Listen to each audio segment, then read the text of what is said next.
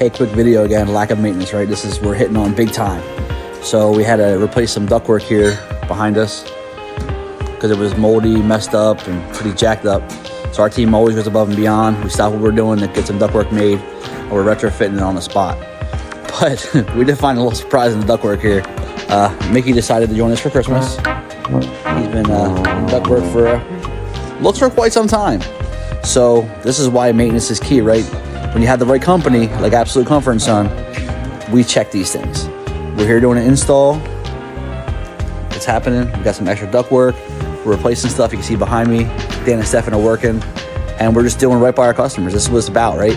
So this is that above and beyond adding value. So this is what we check regularly. We're here to do maintenance. We're here to do installs. We're checking everything. We're not nitpicking. We're not bugging, but we need to do the job correctly and get it done right. And I'll take a look at the duct we're cut out. That's yummy. That's water damage from a humidifier. I'm against them, don't like them, never have. So that's what you put these accessories. These guys want to sell you all these funny little toys, put on your units. They're not maintained, not taken care of, not installed correctly.